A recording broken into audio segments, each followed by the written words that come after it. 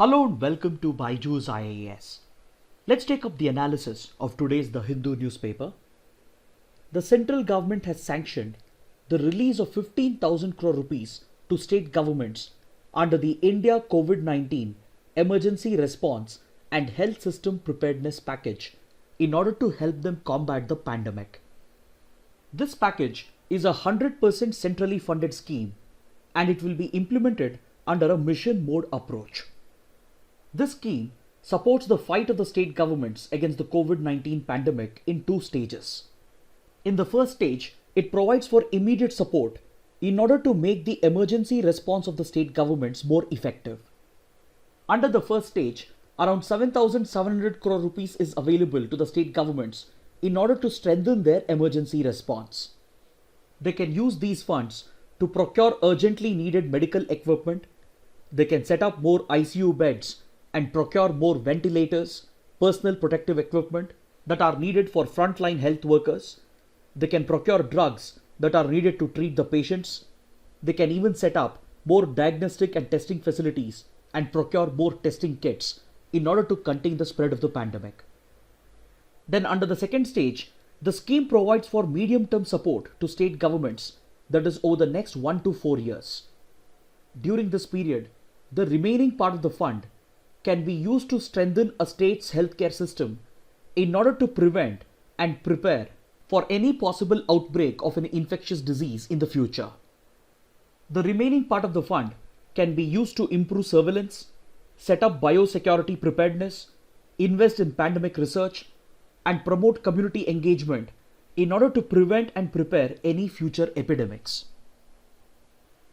Now let us take up a column from page number 6, which evaluates the impact of the crash in global oil prices and the COVID-19 pandemic on India's economic relations with the Gulf countries. See, the COVID-19 pandemic has spread to the Gulf countries as well, including major oil producers such as Iran and Saudi Arabia. Plus, the imposition of lockdowns in major economies around the world has led to a drastic reduction in demand for crude oil. In fact, according to a report by Goldman Sachs, the pandemic has brought down the global demand for crude oil by 28 million barrels per day.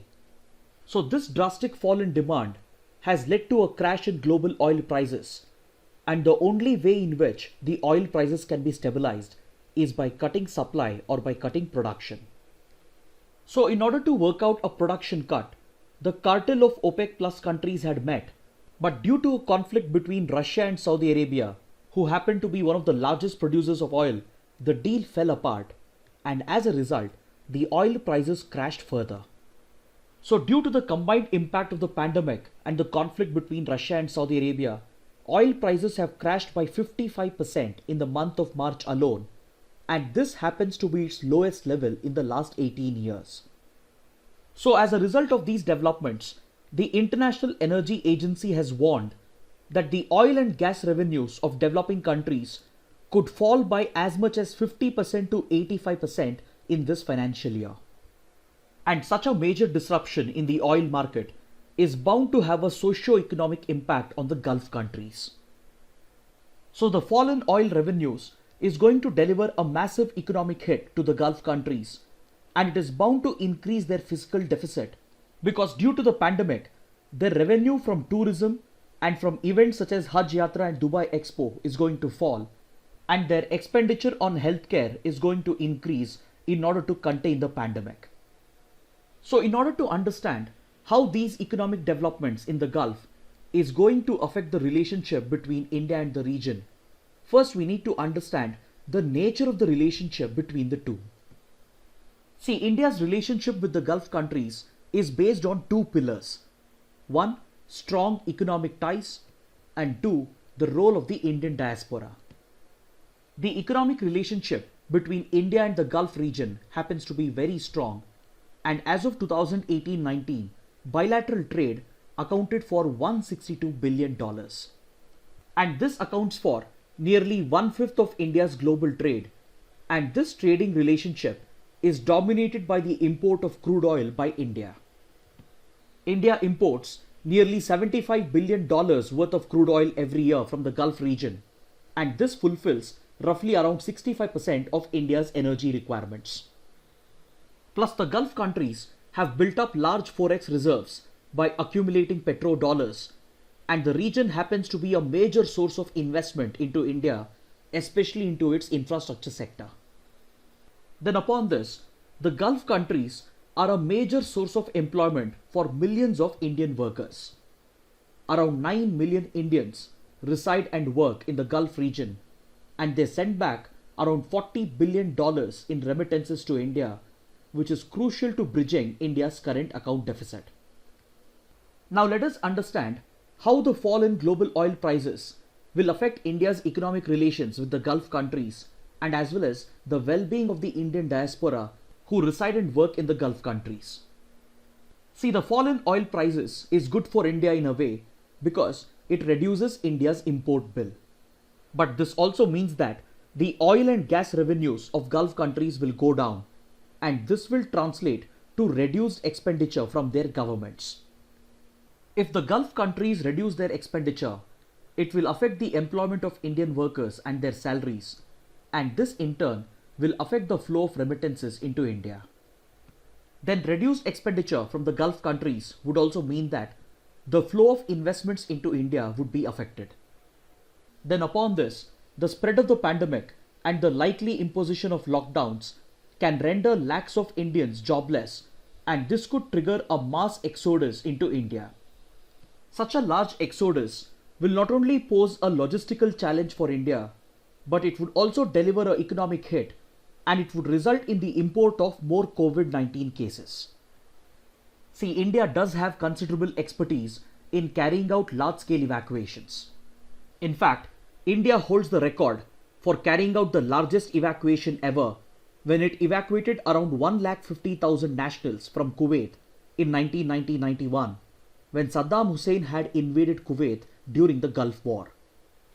More recently, India has displayed its expertise in arranging complex logistics when it evacuated its nationals from Lebanon, Yemen, Libya, China, Iran, Italy, etc. But evacuating millions of people is an entirely different ballgame altogether, and it would not only pose a major logistical challenge, but it would also deliver a severe economic hit to India. So the writer suggests that the Indian government and Indian embassies in the Gulf region should start preparing for this possible challenge. See, the reason why the pandemic and the crash in oil prices is having such a severe impact on India's economic relations with the Gulf countries is because the relationship is entirely dependent on just 2 or 3 aspects, such as oil imports, flow of investments, the flow of remittances, and the well-being of the Indian diaspora. So the writer says that in order to protect this economic relationship from such shocks, there is a need to diversify the relationship. He says that there is a need to diversify India's economic engagement with the Gulf countries into other sectors. For example, India could make use of its expertise in healthcare and pharmaceuticals in order to help out the Gulf countries to deal with the pandemic. And in return, the Gulf countries could bring in massive investments into the healthcare and pharmaceutical sectors of India. Similarly, the economic relationship could be diversified into other sectors as well, such as agriculture, education, skill development, etc. Such a diversified economic relationship would hopefully lead to the establishment of a free trade area between India and the GCC countries, which could capitalize on the economic potential of the Arabian Sea. Now let's take up the next article. A new terror outfit operating in Jammu and Kashmir, known as the Resistance Front or J&K Fighters, has been suspected by Indian security and intelligence agencies for being just a front organization to the LET or the Lashkar-e-Taiba. India believes that Pakistan has established this new terror outfit in order to evade the scrutiny and action of Financial Action Task Force and shield the LET, which is a banned terror organization. Of late, a few terrorists belonging to this new terror outfit have been arrested and killed by Indian security forces. But India believes that these terrorists actually belong to the LET. Indian agencies believe that there are 2 reasons why Pakistan could be sponsoring this new organization. 1. This new terror outfit could provide cover to the LET, and it could help Pakistan evade any action being taken by the FATF when Pakistan's performance against money laundering and terror financing would come under scrutiny during the upcoming FATF summit in Beijing, which is slated to be held in June 2020. 2. India believes that this could be an attempt of Pakistan to project the insurgency and terrorism in Jammu and Kashmir as an entirely homegrown movement, when in reality it has been externally sponsored by Pakistan. Because Indian agencies and security forces have sufficient evidence to prove that most of these terrorists belonging to the new terrorist outfit have been infiltrated by Pakistan across the border. So this is a clear case of state-sponsored terrorism and cross-border terrorism, and hence Indian agencies believe that the Resistance Front or the JK fighters could be just a front organization for the LAT. Now let's take up the next article. The imposition of lockdown in the country has disrupted the procurement, supply and distribution of perishable agriculture and horticulture commodities such as fruits and vegetables. So in order to protect these farmers, the central government has directed the state governments to implement the Market Intervention Scheme. This scheme is run by the Department of Agriculture and Cooperation of the Union Ministry of Agriculture, and it is implemented by the state governments in order to prevent distress sale of perishable items such as fruits and vegetables and fetch good prices to farmers in order to ensure that the farmer does not sell his perishable produce below the cost of production. This scheme can be invoked by the state governments when current market prices falls by 10% or more as compared to the previous normal year. Under this condition, the state governments can invoke the Market Intervention Scheme provided if they are willing to bear 50% of the financial burden. See, this is how the funding pattern for the Market Intervention Scheme looks like. For regular states, the central government is willing to bear 50% of the financial burden provided if the rest of the 50% is borne by the state governments.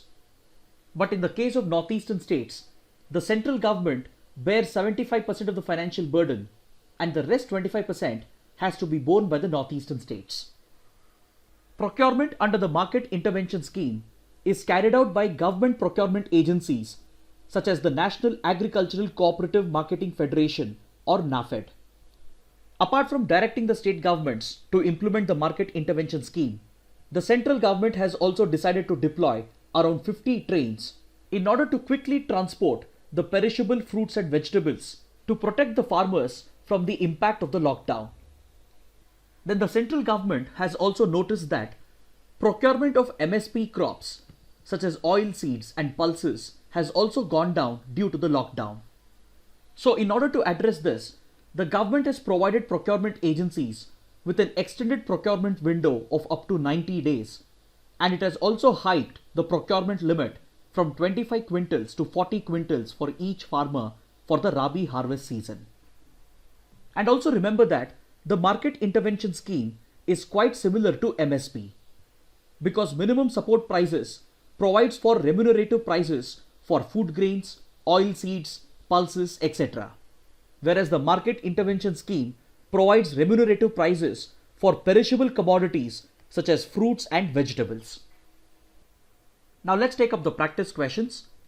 Which state or union territory has launched Operation Shield to contain the COVID-19 pandemic? The correct answer is option B, Delhi.